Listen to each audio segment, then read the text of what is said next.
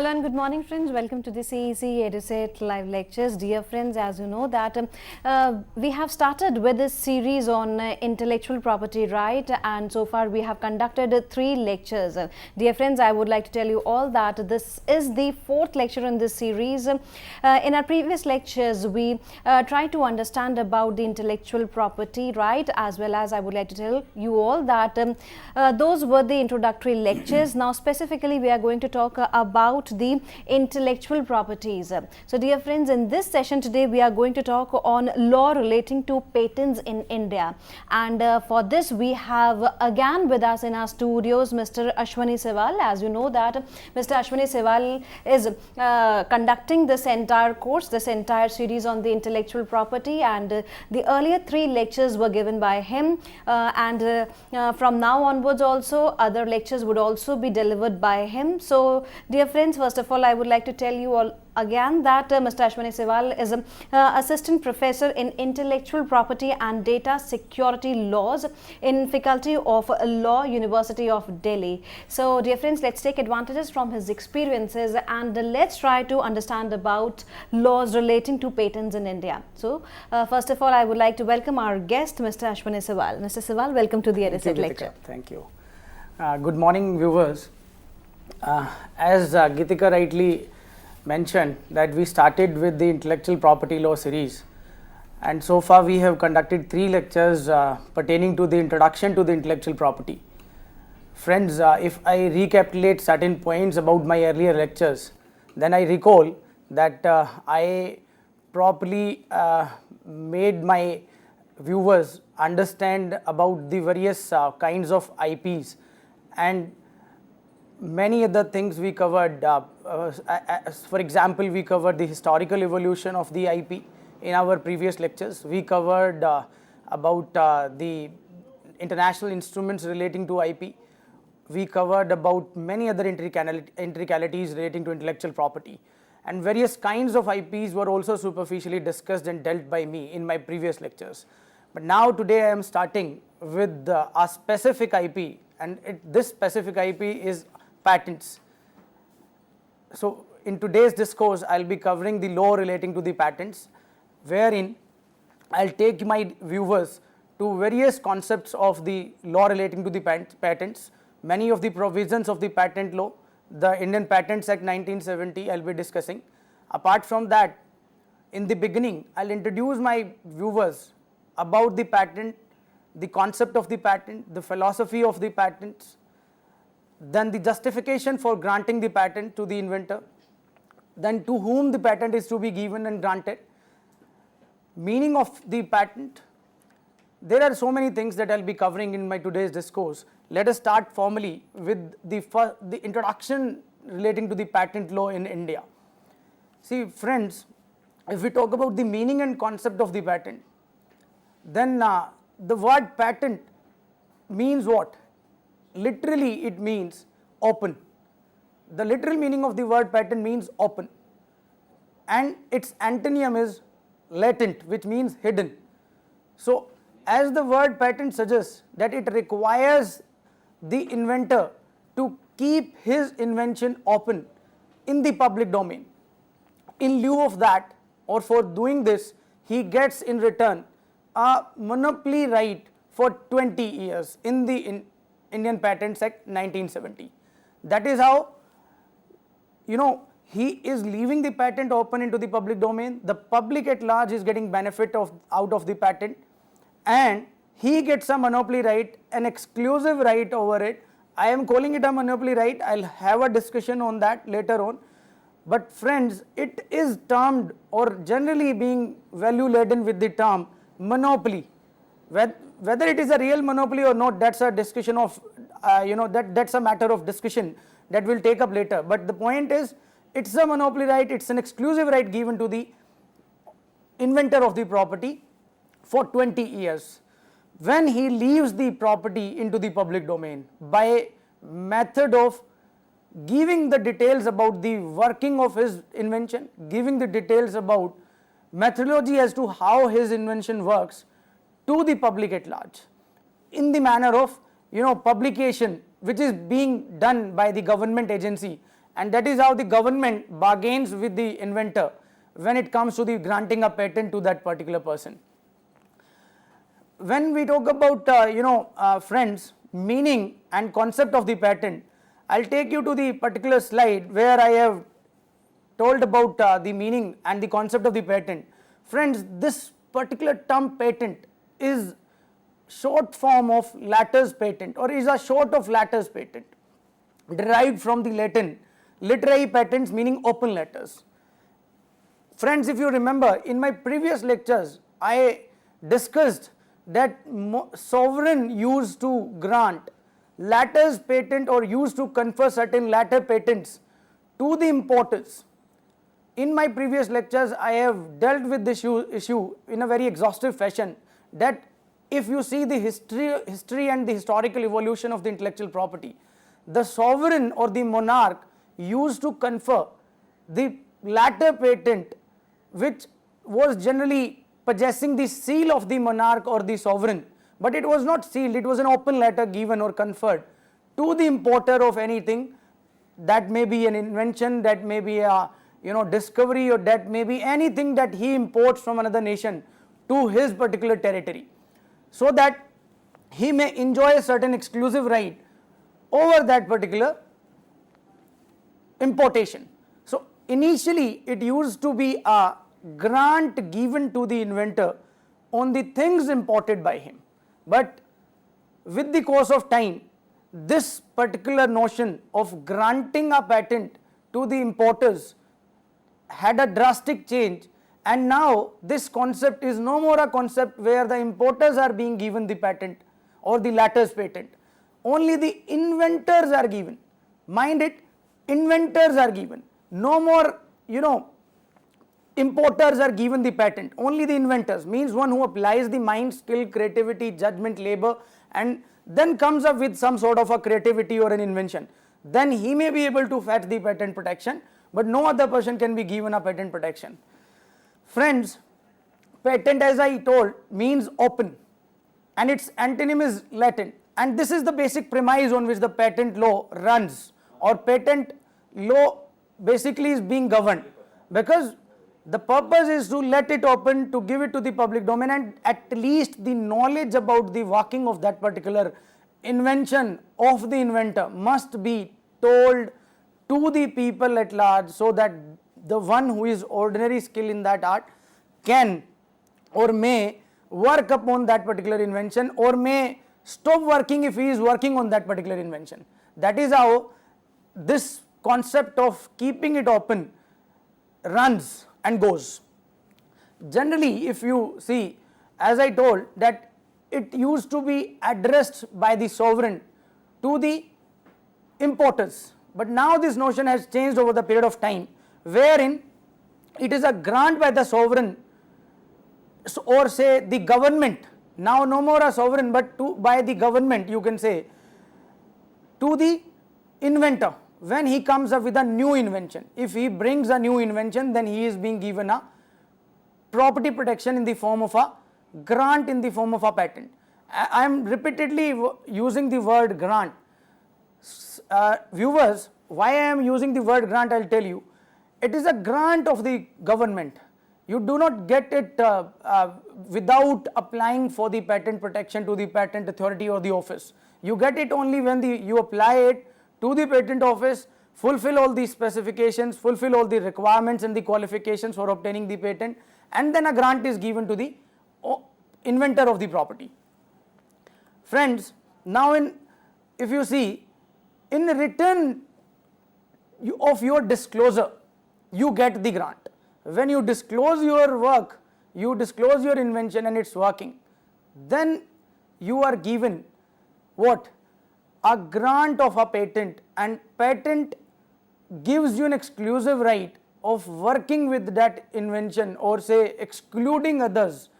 Working is not allowed, excluding is allowed, excluding others or third parties from unauthorizedly using your invention. Nobody else except you or maybe your licensee can use it, but no other person is allowed to make use of that. So it is what? It is a quid pro quo thing, where you get something in return of something given by you. That means contingent to what? Contingent to the condition that you give something to somebody, then in return you get something. Otherwise, no patent or say no particular exclusive right can be granted to you. Importantly, or to be noticed, that patent document itself is published by the government. Patent document itself is published by the government, thereby placing the details of the patent and its working and other things, while simultaneously upholding the patentee's rights to exclude. Why I am saying that this point is very important?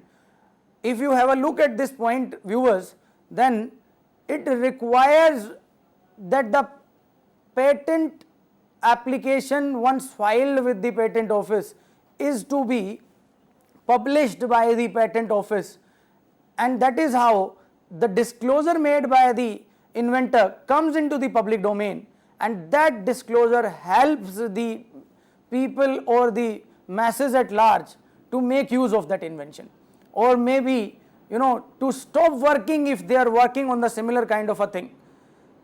In return, you get an exclusive right, and that exclusive right is a certificate given or a patent or a grant given in the form of the patent to the inventor of that particular invention. Let us have some more discussion on the meaning and concept of the patent. If you see section 21M of the Indian Patent Act 1970, which provides that patent means a patent for any invention granted under this act.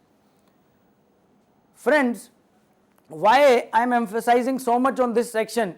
As I told in my previous lectures, that the word patent as such is nowhere defined in the Patents Act 1970 specifically or explicitly, but the meaning of the word patent, which is embedded in the definition under section 21N, which is a definitional clause, it says that patent means a patent for any invention granted under this act. So two things which are noticeable if you see this definition and have a look at this definition.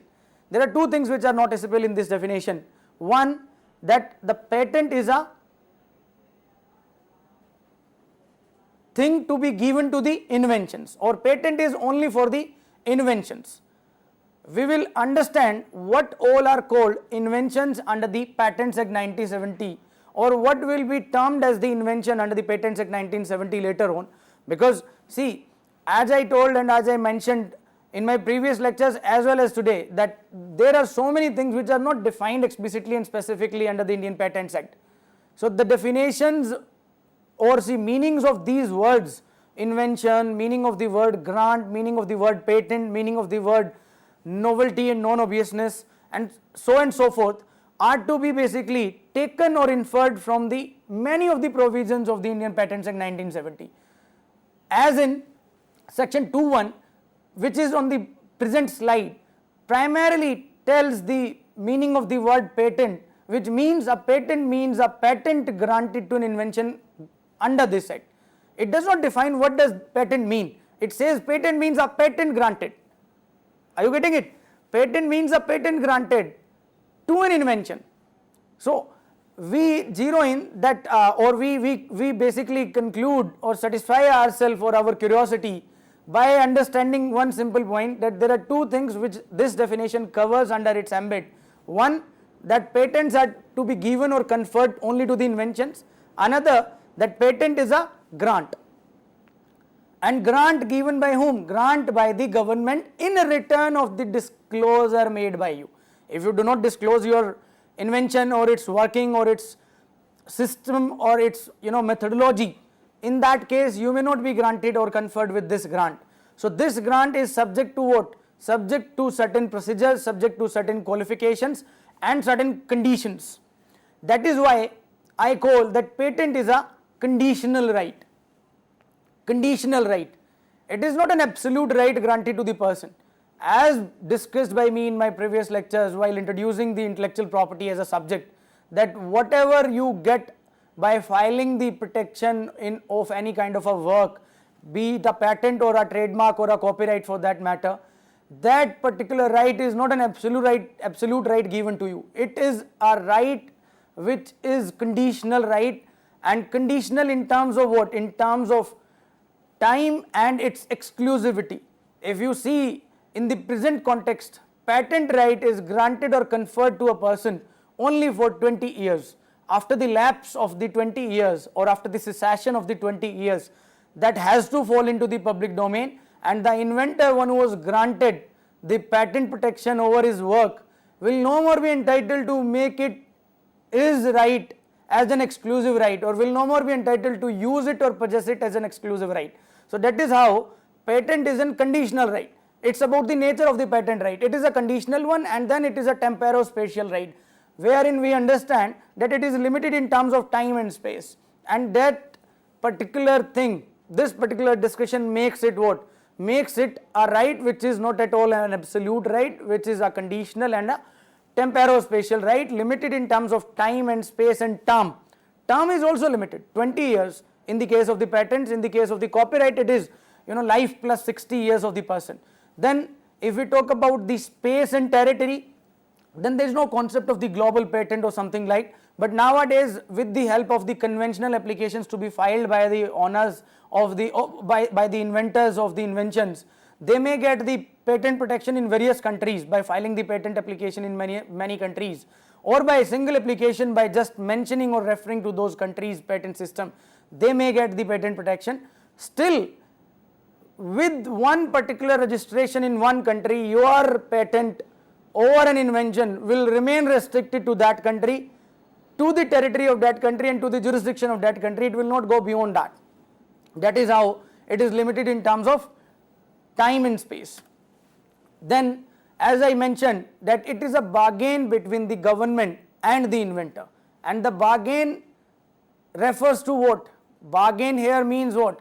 It means the kind of a contractual understanding or a notion taken place between the government, or between the government agency here means between the patent office and the inventor, that the inventor will disclose something, and the government agency, which is a controller of the patent in this case, will grant a patent protection to the individual claiming a patent on his or her invention.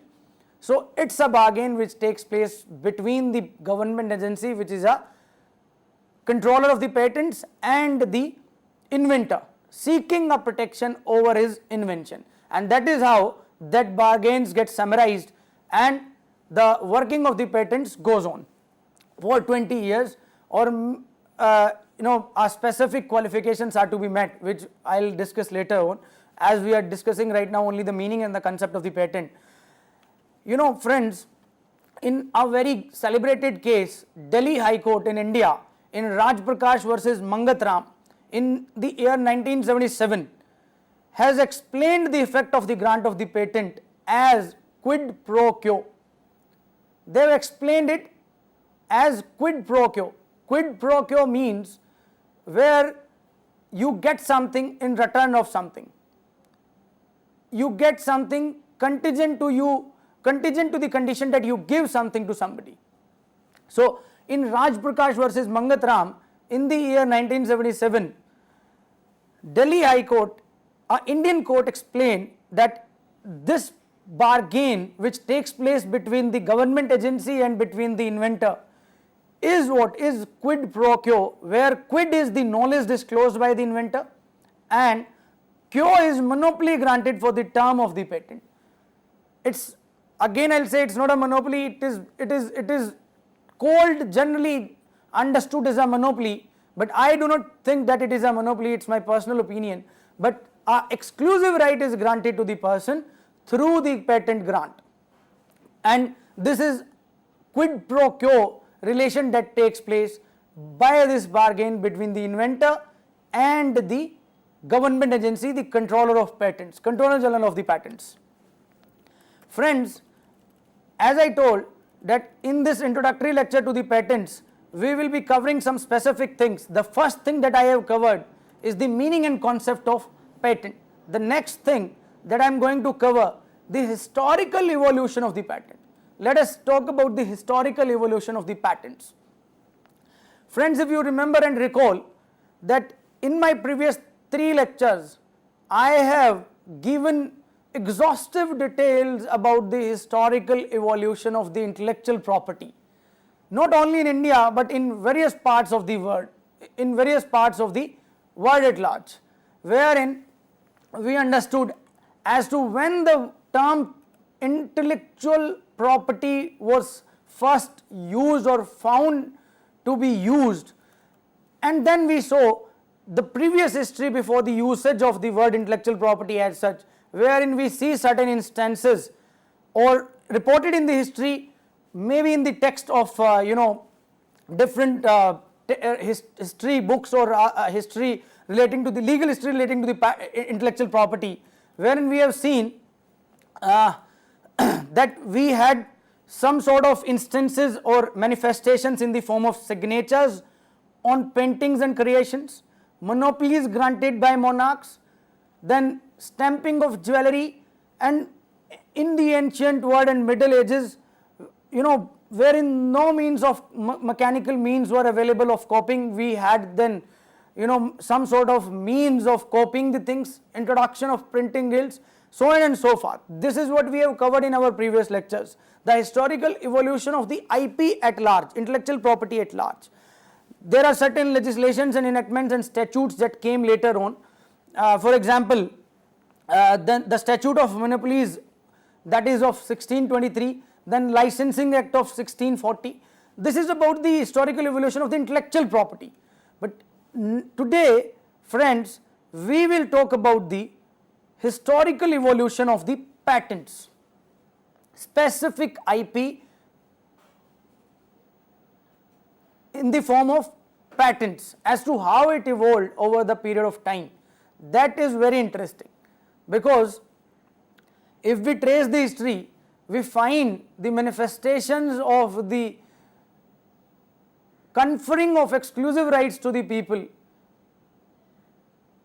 or conferring of exclusive term to the people for using the patent using the particular manufacturing, particular product, particular importation at various places in the history.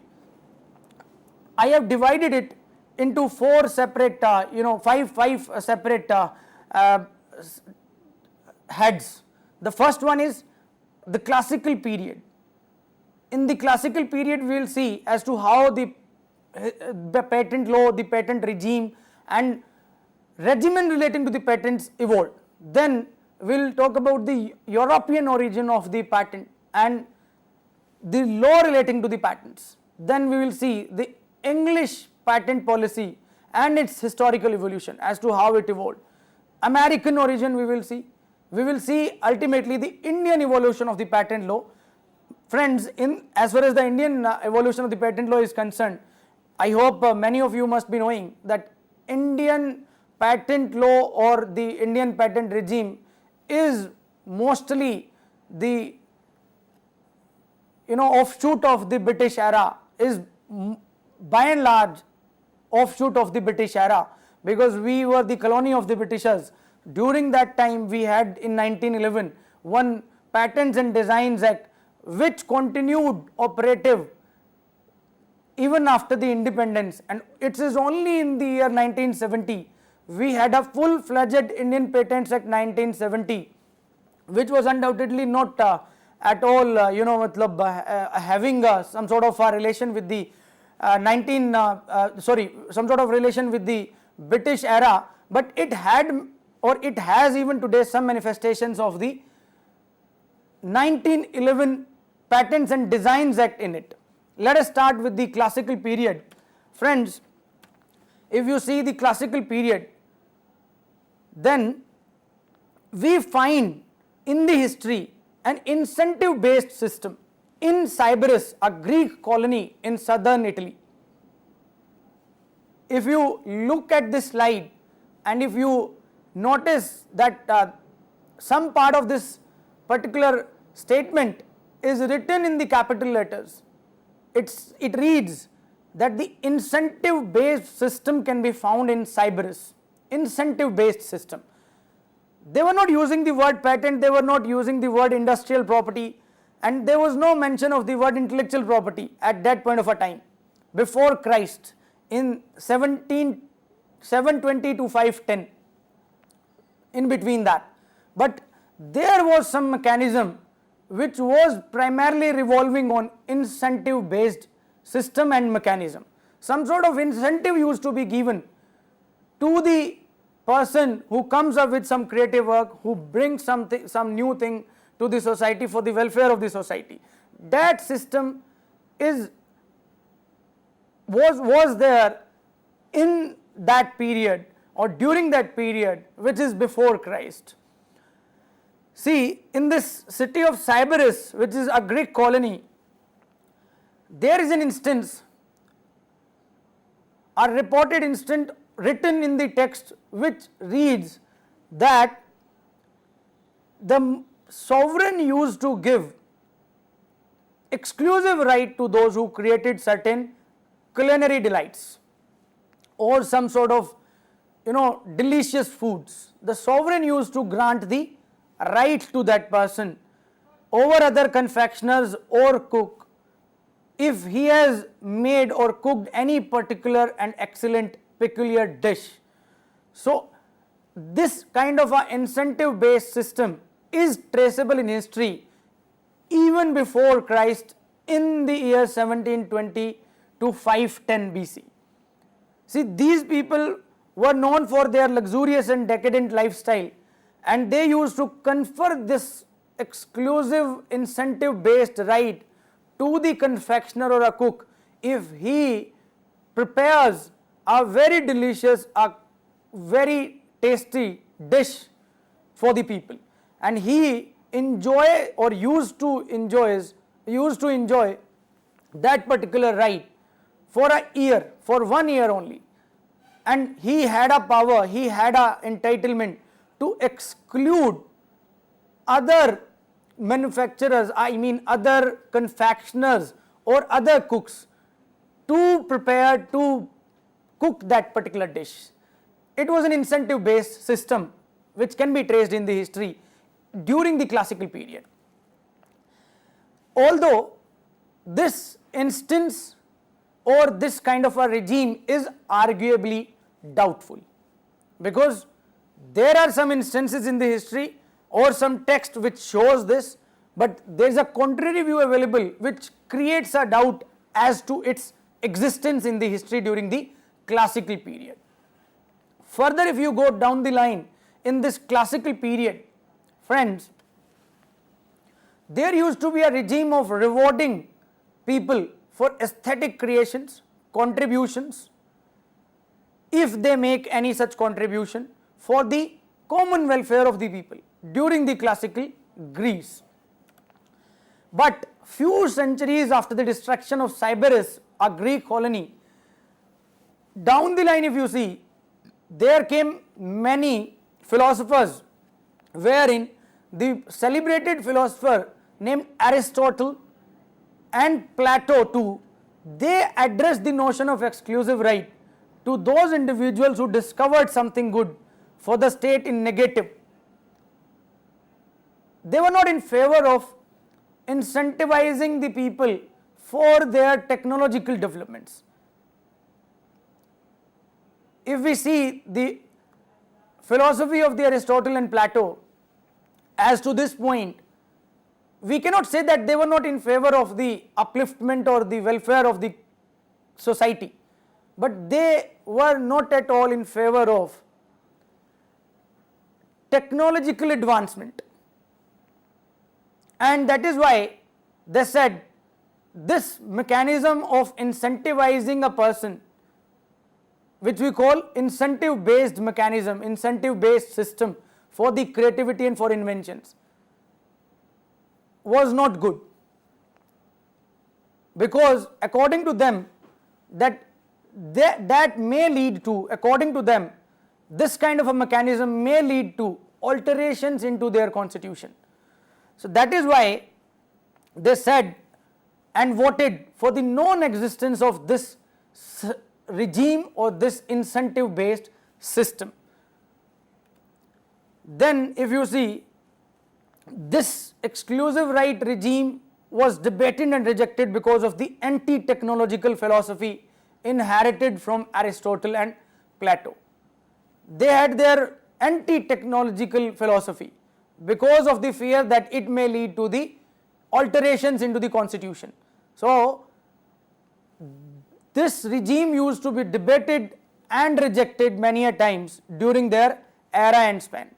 But we find in the history many more instances when it comes to classical period, and especially when it comes to Greeks and Romans, that they contributed a great deal to scientific knowledge and left a legacy of impressive structures and designs. They did not officially recognize a property interest in intangible goods. Friends, if you see the last part of this sentence, they never recognized officially a property interest in intangible goods. What does it mean? They had a system of rewarding a person, they had a system of incentivizing a person for a year or so if he or she makes some sort of a good dish, a culinary delight, but they officially never properly gave any recognition to intangible goods. And intellectual property or all kinds of intellectual property are intangible goods, primarily are intangible goods. So there was no official interest shown by them in recognizing the intangible goods, but certainly there was a system of incentivizing the people, irrespective of the fact that Aristotle and Plato gave a different philosophy altogether, negating this concept of incentivizing because of their fear of alteration may take place in the constitution of their land. Then friends, if we move ahead and see the evolution of the patent in European origin or in the European part of the world, then we have many more instances, but particularly if you see the Italian Renaissance, in the Middle Ages,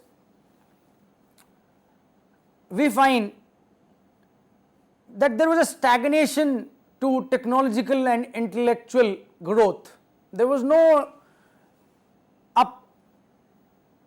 upliftment shown by the people of these ages towards the technology and the intellectual creations. Still, in the Italian Renaissance, the first true patent was issued and the first true statute was enacted relating to the patents. This age is known for the intellectual stagnation and darkness, but despite that, Italian Renaissance, which I call, is an instance wherein we see a true patent was issued and the first true patent statute was enacted, wherein the Republic of Florence, this is the incident which tells that during the Italian Renaissance, there was a birth or origin of the law relating to patent in the year 1421, wherein they issued a patent to the eminent architect and inventor Filippo for his ship, which transported white marble for his famous dome of the Duomo of Florence. Friends and viewers, see this particular incident wherein this inventor Filippo in the year 1421 was granted a patent right for what? For his ship which transported white marble for his famous dome. This was not for the invention, but this was only for one particular episode which we call what? Or one particular transportation that took place during that year. This transportation is related to, this transportation is primarily of a marble brought by him for the construction of the dome. For the construction of the dome. Friends, then we see some more instances during the European, in the European region. Let us see few more instances of the European origin.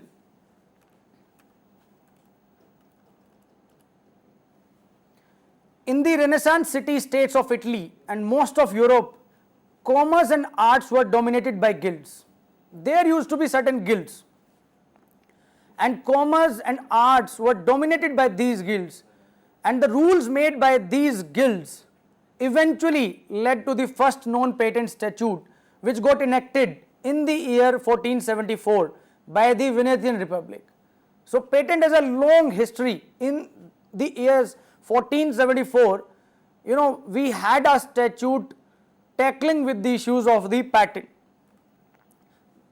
Let us proceed ahead and see as to how patent evolved or the patent policy evolved in Britain. If you look at the British patent policy, then during the 15th and 16th centuries, the English crown was fairly active in granting importation franchises and monopolistic privileges. There are some instances which say or speaks that the monarch used to grant these franchises and monopolistic privileges only to their near and dear ones, and they used to abuse this mechanism of granting the monopolistic privileges. And when this method of granting this monopolistic privileges by the monarch was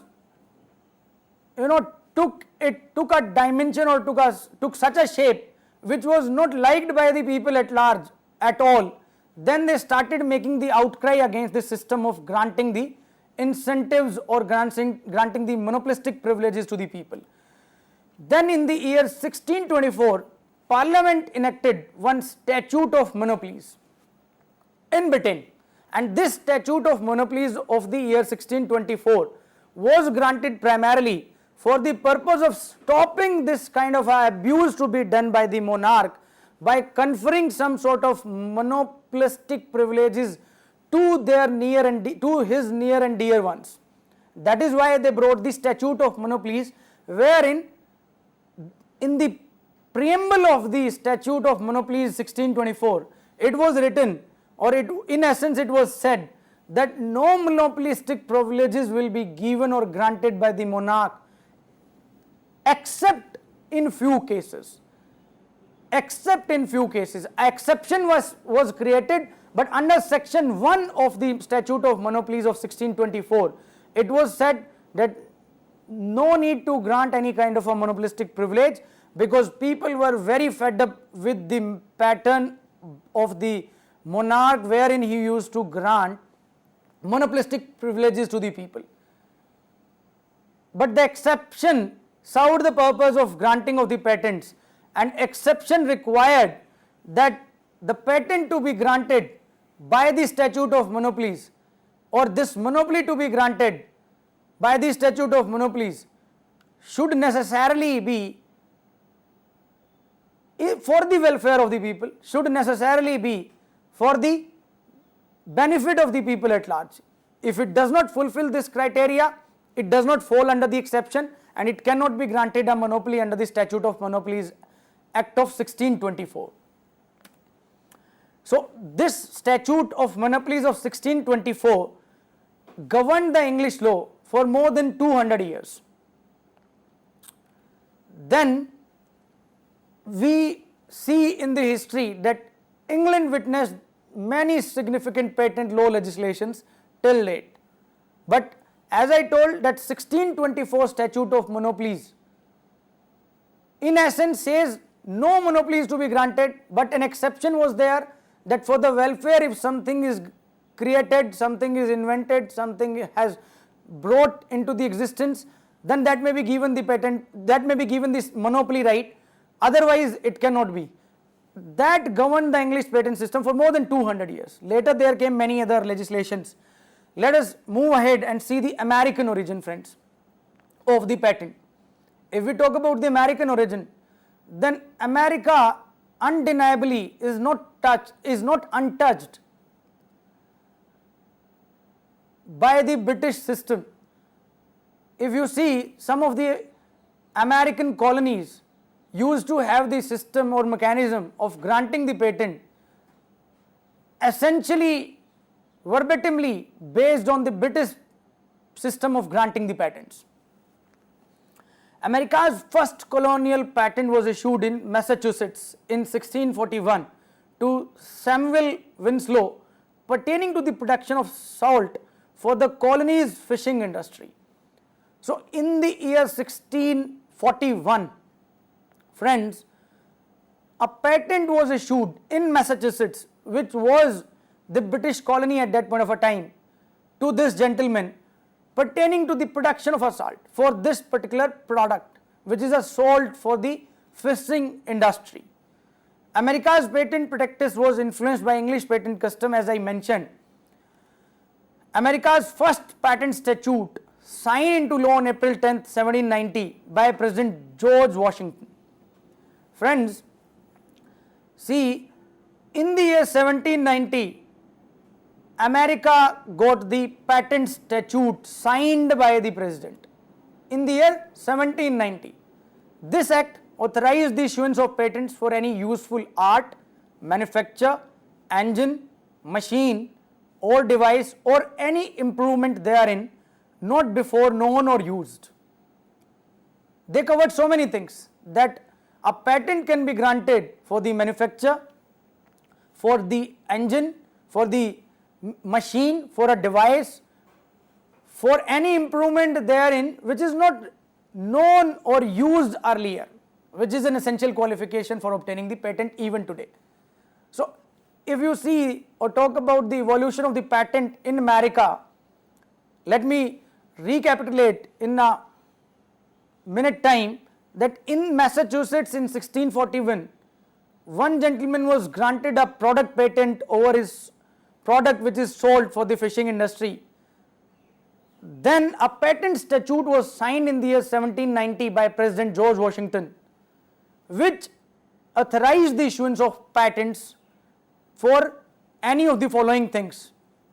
And this, under this act of 1790, the first patent was issued to Samuel Hopkins for a method of making potash and pearl ash by a new apparatus and process. Friends, if you have a look at this last point in this slide, that this statute of 1790 in America granted a patent to method of making potash, not to the product or not to the potash and pearl as a product, but to the method. So it means patent can be granted even to a method and to a product. This we will discuss later in a very exhaustive and detailed fashion, just to bring your attention to this particular point, that even to a method of making potash and pearl ash by a new apparatus, one gentleman was granted a patent in the year 1790 or by the act of 1790 in America.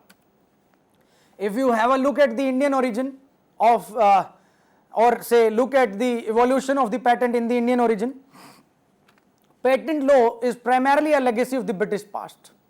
As I told in the beginning, that Patents and Designs Act of 1911 was the governing legislation that was in force when India became independent. There came many amendments to this legislations. Then we had in the year 1970 a Patent Act enacted and brought in the statute book, which is a very exhaustive act, which also has been amended several times till date, and major amendments that are brought in our Patents Act 1970 are in the year 1974, 1986, 1999 and 2002-2005 amendments. Friends, when we talk about the historical evolution of the patents in India, we find in the history many instances wherein we used to have a recognition for the intellectual property in the form of stamping of the jewelry, in the form of signatures to be put on certain things. But when it comes to tracing any specific instance where we can or which we can call in term relating to the evolution of the patent in India, I unfortunately do not find any instance. But we had many such things which could have been granted a patent protection very easily had there been a patent regime in India or prevalent in India at that point of a time. For example, knowledge of the Vaids and Hakims, which was not at all kept intact or preserved, that got dissipated with the period of time.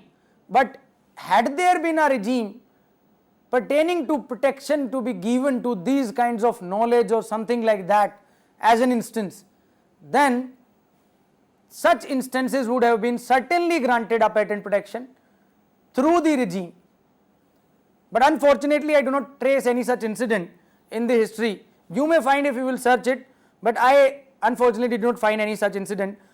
But as far as the origin of the Patent Act in India is concerned, we see that there was a Indian Patents and Designs Act of 1911, then we have the 1970 Act, which is still prevalent, still operative, with certain amendments in these several years, and the major important or celebrated amendment that took place in our Patents Act 1970 is of the year 2002 and 2005, wherein we became TRIPS compliant. But before that, we had our patent system, which was, we can call that we had 3 decades of openness, but now we have a decade in the compliance of the TRIPS, or 2 decades of the compliance of the TRIPS, because TRIPS came or became operative in the year 1995. After that, till this year in 2015, we had brought all basic tenets, we have incorporated all requirements and standards of the TRIPS, or we can say we are TRIPS compliant nation. So we have seen 3 decades of openness when we got this statute enacted in the year 1970, and 2 decades of the TRIPS. Friends, if we see the philosophy of the patents, as I am introducing you to the concept of the patent and ancillary things relating to the patent, then it is must for a person understanding the patent to know on what premise or on what philosophy or on what philosophy this regime works or is based. So the philosophy of the patent, to my understanding, and as written by many of the authors, I quote Chisholm on Patents, wherein 2 philosophies are given on which the patent system is based, on which the patent regime is based. One, consequentialist or utilitarian system,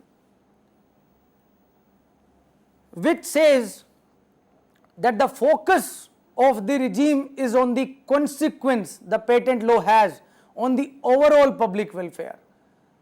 This view is propounded by Jeremy Bentham, who propounded that the work of any law or any legislation is to give maximum happiness to maximum number of people. That any sort of a legislation or enactment has to be utilitarian. A concept of utilitarian individualism was given by Jeremy Bentham, and this philosophy of consequentialist, which stems out or which is based on the premise that the patent law has a good consequence over the public and it runs on the overall public welfare. The second philosophy, which is contrary to this philosophy, says or upholds the natural right of a person. It says that it is the natural right of an inventor to own a right over his work, irrespective of the consequences the grant of the patent would have on the public welfare. This view is associated with the philosophy of John Locke. See, John Locke and Hegel, they are the jurists of their time, and their philosophy says that patent, or according to their philosophy, or when we apply their philosophy to the patent regime, we see or we find that patent is based on a natural right theory, wherein it is termed that having a ownership over the invention is the natural right of the person, and he or she should be allowed to use it exclusively, notwithstanding that it is causing a detriment to the society, notwithstanding that it is not at all beneficial to the society. But the earlier approach or earlier philosophy, if we apply to the present patent regime, we see that the earlier regime, which is a utilitarian regime or a consequentialist regime, it says that a welfare of maximum people, benefit of maximum people, happiness of maximum people, or overall public welfare has to be seen.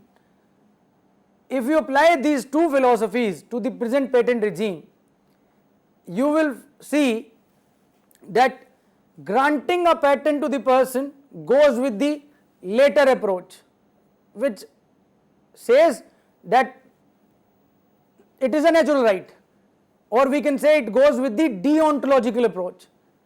But when we see that patent, if granted, should come into the public domain by its disclosure and should be used by the people for the welfare or overall welfare of the society, then it goes with the earlier approach or earlier philosophy, that is approach of utilitarianism, or we call it consequentialist approach, wherein the consequences are to be seen.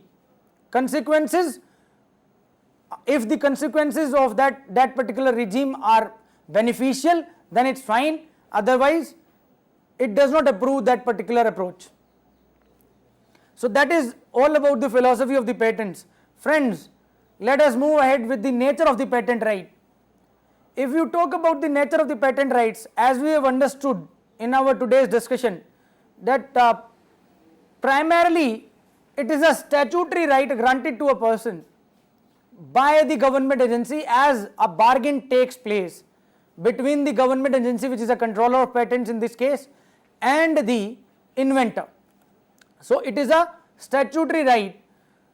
Patent right given to an inventor is a right to exclude. Viewers, I would like to draw your attention on this point, particularly on this point, that this right given to the person in the form of a patent is a right to exclude. It is not a right to manufacture, it is not a right granted by the government agency to sell or authorize anybody to sell or something like that. It is a right to exclude.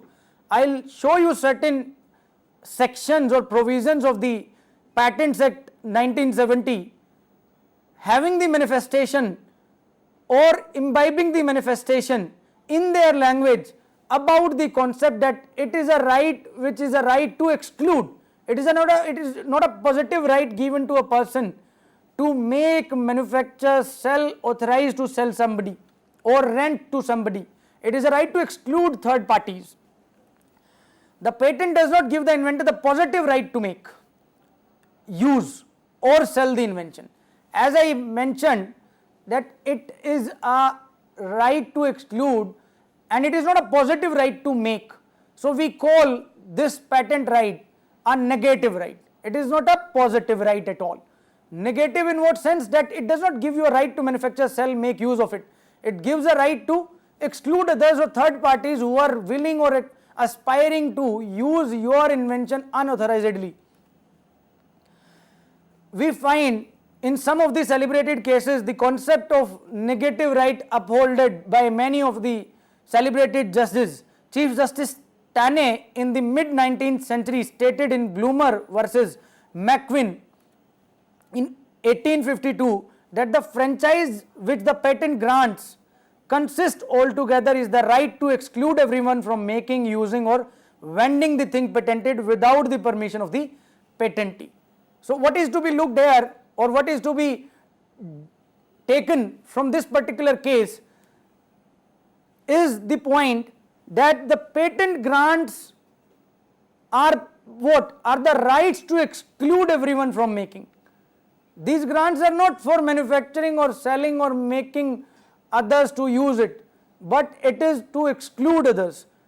It is reiterated again by Justice Taft in Crown Die and Tool Company versus Nye Tool and Machine Works that in granting a patent, the government is not granting the common law right to make, use and vend, but it is granting the incident of exclusive ownership of that common law right. So with these two celebrated cases, we can easily understand that this right is the right to exclude others who are trying or aspiring to unauthorizedly use your work. It's not a right to make, use, sell or authorize others to sell or make. So to conclude, we can understand that it is a negative right, it's not a positive right at all. So when we conclude, we say that patent is a statutory right, it comes in, it is what? A statutory right. We can see that it is an exclusive right, it is a negative right and it is a right in rem. Right in rem means a right which is available against the society at large, not a right in personam, which is only available against one individual or person. But this right, when you own it, you have it to enforce against the society at large. Whosoever infringes your right, you can invoke your entitlement through the Patents Act and get it enforced. And it is an exclusive right to be granted to the person as well as a negative right. As I promised that I will show you certain sections wherein manifestations of this right in the form of a exclusive right is given.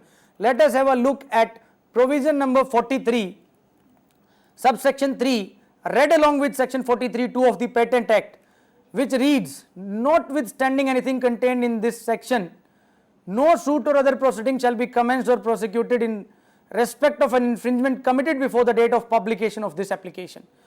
It primarily covers in its sweep the point that the patent granted to the person comes into the existence only after its publication or after the publication of the application. Before that it does not come into the application. So no suit or a prosecution can be brought against a person if his patent application has not been published by the patent board or patent controller.